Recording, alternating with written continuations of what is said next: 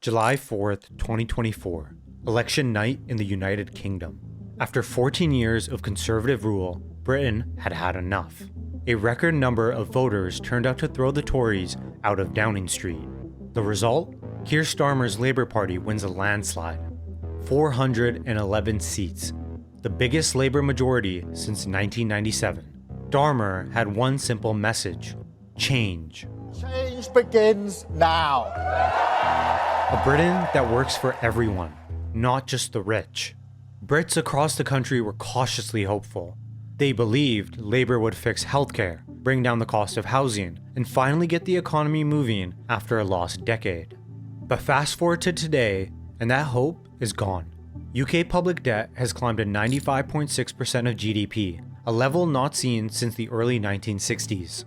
Britain is projected to grow at the second slowest rate in the G7 at just 0.7%. More than 7.2 million people are stuck on NHS waiting lists. And Keir Starmer is now the third most unpopular leader in the democratic world, with a net favorability of -47. In May, the country goes to the polls in local elections that could seal his fate and pave the way for Britain's sixth prime minister in 7 years. We'll be looking at where it all went wrong and whether the new forces rising on the left and the right offer Britain a way out or a deeper hole to fall into. I'm Cam for 2 and 20, and this is Great Britain, the road to nowhere. Before Starmer, the UK had gone through 5 different prime ministers between the Brexit vote and the last election in July 2024. So surely, after the chaos of the Brexit years, things must be better, right? Nope. 67% of the UK population disapproves of the Starmer government. This is because of a series of broken promises. He said repeatedly that he wouldn't raise taxes on working people, but taxes on wages increased at the highest rate in the rich world last year. He said he'd deal with the UK's chronically unaffordable housing by building 1.5 million new homes, or around 300,000 per year. But last year, new home approvals hit a record low, falling 7% on the previous year to only 221,000. That is well short of that 300,000 per year target. He said he'd stop illegal migration across the English Channel. But since he's been in office, 70,000 migrants have entered the UK on small boats. That is a 13% increase from the year before. Meanwhile, his administration has become mired in the kinds of scandals he promised to stamp out. For instance, his deputy PM, Angela Rayner, was caught in a tax scandal and forced to step down. And worse yet, the ambassador to Washington, good old Peter Mendelsohn, was sacked after it emerged that he was best friends with Jeffrey Epstein. There are dozens of other examples, but the painting doesn't change. Starmer overpromised and underdelivered. Okay, let's give him a break though. The UK's problems didn't just start with him. To put it simply, the country has 2 problems: terrible growth and debt that just keeps piling up. Neither is new, but both are getting worse. And by the way, if you want to learn more about the deep imbalances in the UK economy going all the way back to the Thatcher era, we'll link in the description, we'll put it up here. Alright, so Starmer got a bad inheritance. A country that has basically been in a slow motion economic car crash for the last 18 years. The UK's problems go back all the way to 2008, where the country's economy was knocked off because of the global financial crisis. And the sad thing is, its economic growth trajectory has never really recovered since. If you want to see one chart that really captures just how bad the situation is, it's this one from the UK Fiscal Watchdog. What it's saying in really simple terms is that if UK growth had continued along the same trajectory it was on before the financial crisis, the average real income in Britain would be around £52,500 per year, around 31% higher than it is today. Like, that is such a shocking statistic, but how did it get so bad? Well, the root of the problem is that UK productivity growth collapsed after the 2008 crisis and never recovered. UK workers have consistently had less capital or stuff. What I mean by this is computers, machines, ChatGPT subscriptions, you name it. It all helps them to do their work and they've just had less of it. And what that means is they produce less. Moreover, UK employees are working 4.1% more hours in 2024 than 2019, but only producing 3.6% more output, meaning they are working harder but producing less per hour than before. The main reason for this is the UK barely invests in itself. Even before the GFC, capital spending was far below peers. And there are two big policy failures behind it: austerity and good old Brexit. Let's break it down. So after the 2008 crisis, the government, then led by David Cameron and Chancellor George Osborne, chose to aggressively cut back government spending on public services and investment in a bid to try and reduce the fiscal deficit. This hugely controversial policy was called austerity, and it meant less spending on physical infrastructure, less spending on human skills, less spending on R&D to help the economy expand and modernize. For example, the IFS calculates that the Government Department for Business, Innovation and Skills saw its budget fall by around 18% in real terms between 2010 and 2015. But in 2016, it got even worse. The UK voted to leave the European Union. This was a disaster for the UK economy, creating a regulatory and policy black box that some economists believe reduced productivity by 3 to 4% by 2025 and overall GDP per capita by 6 to 8%. Now, many of you might be saying that maybe austerity may not be so bad if it succeeded in bringing government borrowing back under control. And for a few years it did. Well, sort of. But these savings were wiped out almost immediately by the twin storm of the pandemic and then the energy price spike following the war in Ukraine, both of which forced a massive increase in government spending. And the proof is in the pudding. The country remains saddled by high public debt and a massive interest burden. The UK debt to GDP ratio is far above the advanced economy average. It's so bad that interest payments on this debt were around 8.2% of government revenue last year. And we can't forget to mention that the country has the highest borrowing cost of any rich OECD nation. To put it real simply, the UK has ended up with the worst of both worlds. Let me recap. The Conservatives crushed the economy's future to try and save money, and ended up blowing all that cash on COVID stimulus and energy subsidies anyway. This all happened well before Starmer even got into politics. But the result of it is that Starmer is in a bind. To fix the UK's dire public services, he needs to fix the economy. And to fix the economy, he needs to invest and spend more, but he can't because the government is already up to its neck in debt. The truth is, turning all this around will take years, maybe decades. But today, it looks like Starmer could only have weeks. Real quick, so you know how I said the NHS waiting list is 7.3 million people long? Well, the subscribe button for 2 and 20 has 0 wait time, so if you've enjoyed the video so far, don't forget to subscribe. Seriously, it really helps the channel. Now back to the video. Okay, you might be saying, Cam, it's super easy to identify what's wrong with the UK, and very easy to talk in the abstract about potential solutions. But here's the thing. To actually execute that, you need a clear political vision to drive it through. The UK has the exact opposite. It is so polarized, so politically fragmented. Listen to this. The share of people who believe the country is divided by culture wars has surged from 46% in 2020 to 67% in 2025.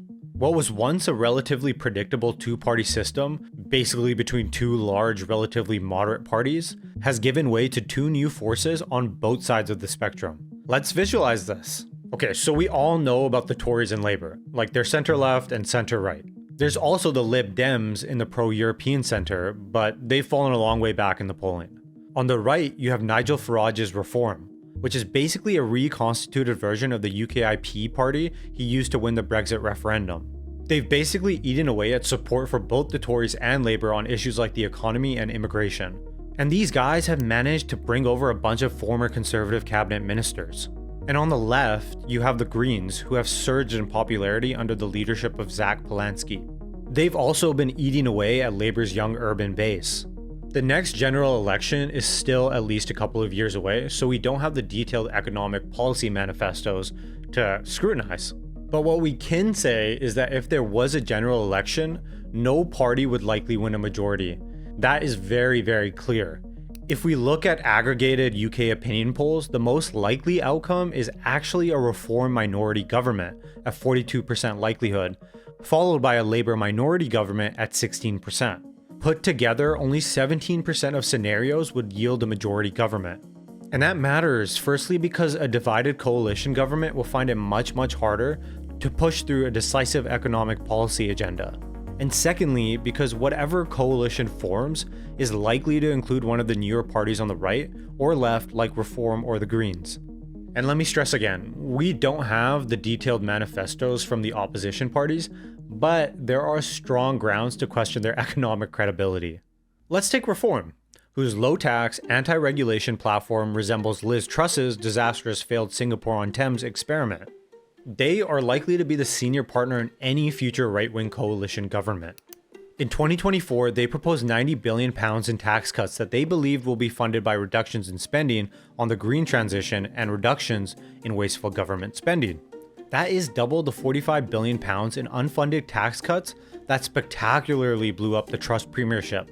And it looks highly unlikely that they would be able to recover that amount by spending less. They've also said that they'll save £30 billion per year by cutting investment in net zero, but the OBR actually forecasts that net zero investment will average only 1/3 of that between now and 2050. And at the same time, they've said that they'll save £50 billion per year through Doge-inspired cuts to waste in government spending. But listen, even we don't like wasteful spending. We even made a video about Doge, and 1.5 years later, Doge's impact was minimal. Unfortunately, government waste is just a business. Additionally, the Institute for Fiscal Studies puts that real number closer to £20 billion per year. That is less than half what's being claimed. To put it simply, you're looking at a massive black hole in the public finances that will need to be funded by more borrowing. And don't think we're not going to talk about the left. You could probably see some kind of coalition agreement between Labour and the Greens. And they've come up with a number of controversial ideas such as wealth tax and sharp increases in tax on higher earners. Let's break it down. So in their 2024 manifesto, they pledged to raise overall taxes by a whopping £170 billion per year and spending by £160 billion. That, if actually achieved, would be a massive 15% increase in the overall tax burden on the country. And this doesn't just threaten to crush investment and chase higher earners overseas. It's also just really hard to actually implement.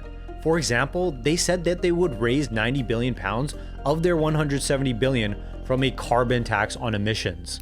But the IFS says this is pretty doubtful, in large part because taxing carbon emissions so heavily would lead firms to emit less and therefore ultimately pay less in tax. So again, like Reform, you're likely looking at a potentially substantial increase in government borrowing to pay for all these lavish spending commitments. Except this time, you're also taxing wealth generation into the ground. But the bigger issue is that it appears they don't understand Economics 101. In an interview with podcasters Rory Stewart and Alastair Campbell, the Green leader Zach Polanski couldn't clearly differentiate the deficit and the total government debt. That is super basic stuff that someone in that position should 100% understand. The Greens have even flirted with modern monetary theory, the idea that the central bank can simply print money to finance government spending. Okay, this is actually hard to overstate just how crazy this is. Half the reason Argentina got itself into such a mess is that the central bank in Buenos Aires used to print money to fund the government spending, leading to runaway inflation and a collapse in the value of the peso. Okay, who here thinks that the UK should really look to Venezuela or Argentina or even the Weimar Republic as an economic role model? No one? Okay. The bigger point here is that the UK's political system is getting more fractured, more siloed, and more divided. What the country needs is steady, sober economic policy making, but it's heading firmly on the path toward political and economic gridlock. The UK's set of problems is clear. Years of underinvestment has killed productivity growth, and that leads to a stalling economy that makes it very hard for the government to bring down debt or fix the country's terrible public services. You also got the two main parties who are on the rocks, and smaller, less experienced and more radical parties on the ascent. Starmer faces catastrophic local election results that threaten to end his premiership, as his own Labour MPs turn on him. But for all of his flaws, this won't solve the problem. The UK's economic misery is not because of any one leader or any single decision. It's the result of a series of long-term mistakes that the country's political system is too unstable, too divided, and too focused on culture war issues to correct. Kicking out Keir Starmer will not change that, It is in fact a symptom of it. So as Starmer's government braces for a brutal set of results, his supporters and opponents alike should remember one thing: that change isn't always for the better. Thank you for watching. Go check out our Discord community. It's in the description. We actually talk and hang out in there. See you next time.